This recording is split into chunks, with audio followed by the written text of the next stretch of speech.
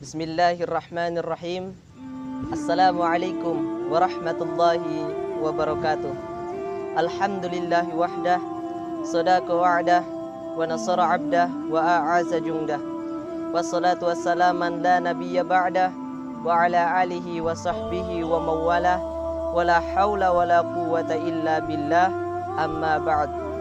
Rabbi israhli sadri, wa yassirli amri, wahlul uqdatam min lisani yafqahu qawli. Shadaqallahul azim. Kaum muslimin dan muslimat yang sama-sama dirahmati oleh Allah Subhanahu wa taala. Puji dan syukur senantiasa kita panjatkan kehadirat Allah Subhanahu wa taala, yang mana pada sampai detik ini kita masih diberikan nikmat yang begitu besar oleh Allah Subhanahu wa taala. Mulai dari nikmat kesehatan, nikmat kesempatan, nikmat umur yang panjang, serta nikmat yang tiada tara, yakni nikmat iman dan Islam. Begitu banyak nikmat yang telah Allah berikan kepada kita, sampai Allah katakan, wa in ta'uddu ni'matallahi la tuhsuha. Sekiranya kalian menyebut dan menghitung nikmat-nikmat Allah, maka niscaya kalian tidak akan mampu untuk menghitungnya. Kewajiban seorang muslim itu bukan untuk menghitung nikmat Allah, akan tetapi kewajiban seorang muslim adalah untuk mensyukuri segala nikmat yang telah Allah berikan. Bersyukur dalam artian bukan hanya terucap dalam lisan saja, terucap alhamdulillah saja, akan tetapi syukur yang sebenar-benar syukur adalah mampu memanfaatkan segala nikmat yang telah Allah berikan untuk beribadah kepada Allah Subhanahu wa taala. Kedua kalinya salawat serta salam semoga selalu tercurah kepada baginda Nabiullah Muhammad sallallahu alaihi wasallam. Nabi sebagai uswatun hasanah, Nabi sebagai rahmatan lil alamin, Nabi sebagai penuntun seluruh umat yang ada di muka bumi ini. Semoga kita tetap istiqomah menjalankan sunnah beliau sehingga kita diakui sebagai umatnya dan akan mendapatkan syafaatnya di yaumil kiamah kelak. Amin ya rabbal alamin.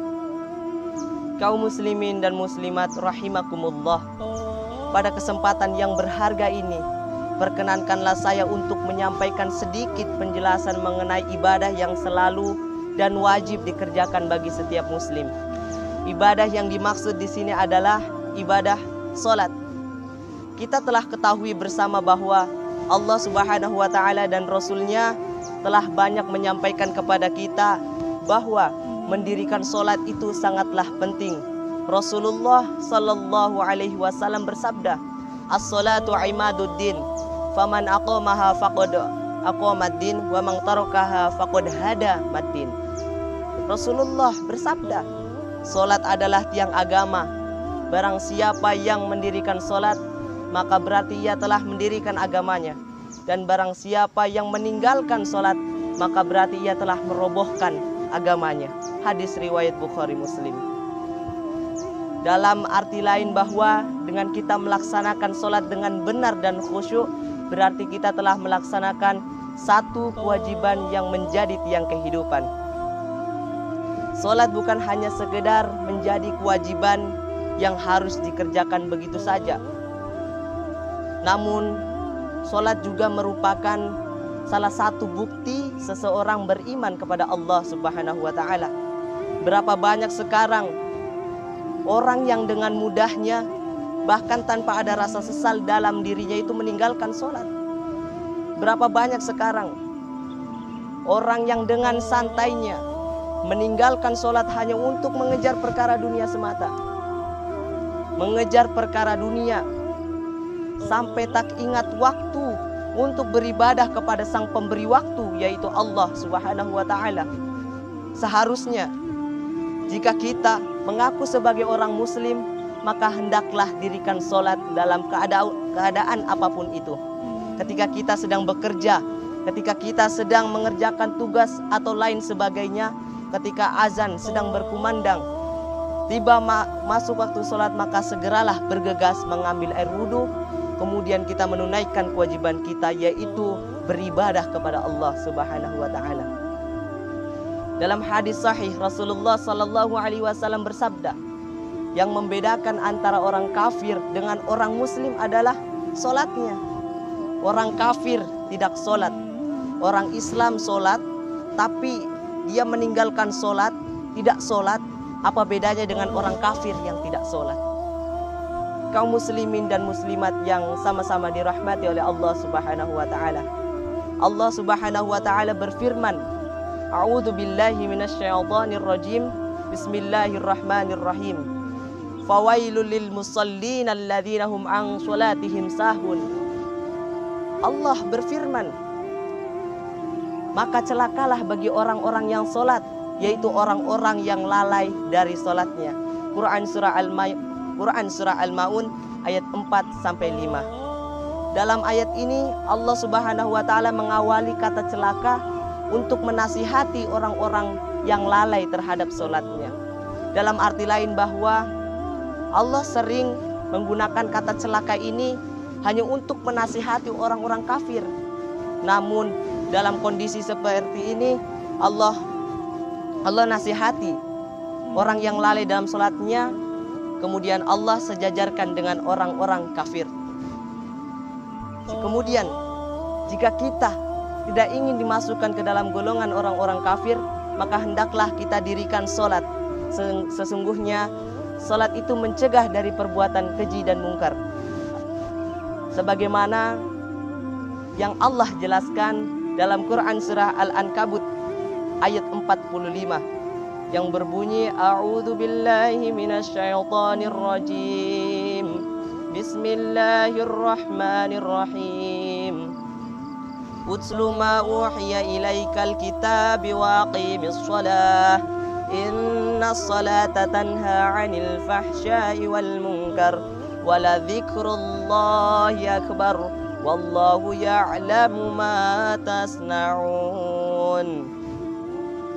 Allah berfirman, bacalah apa yang telah diwahyukan kepadamu, yaitu Alkitab, Al-Quran, dan dirikanlah solat. Sesungguhnya solat itu mencegah dari perbuatan keji dan mungkar.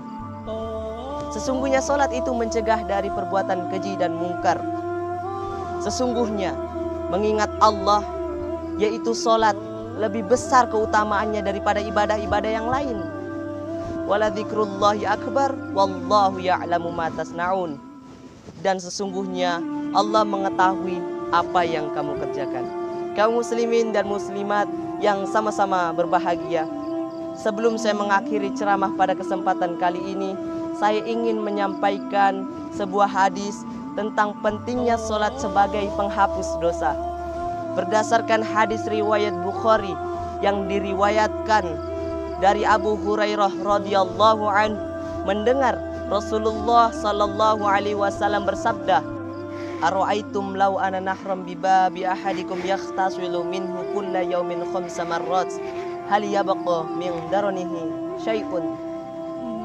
Rasulullah bersabda, dia berkata kepada para sahabat, bagaimana pendapatmu jika di depan pintu rumahmu mengalir sebuah sungai, kemudian kalian mandi 5 kali sehari, apakah masih tersisa kotoran di badannya? Kemudian para sahabat pun menjawab, la yabqa min daranihi syai'un. Tidak akan tersisa kotoran sedikit pun di badannya. Kemudian Rasulullah kembali menanggapi jawaban dari para sahabat.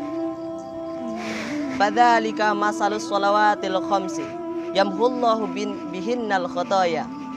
Itu adalah perumpamaan untuk sholat 5 waktu. Allah Subhanahu wa ta'ala menghapus dosa-dosa kecil. Kaum muslimin dan muslimat yang insya Allah dirahmati oleh Allah Subhanahu wa ta'ala, demikianlah apa yang dapat saya sampaikan pada kesempatan kali ini. Jika ada benarnya, itu datangnya dari Allah Subhanahu wa ta'ala, dan jika ada salahnya, ada kurangnya, itu datangnya dari diri saya pribadi. Saya mengucapkan banyak terima kasih atas segala kesempatan yang telah diberikan kepada saya.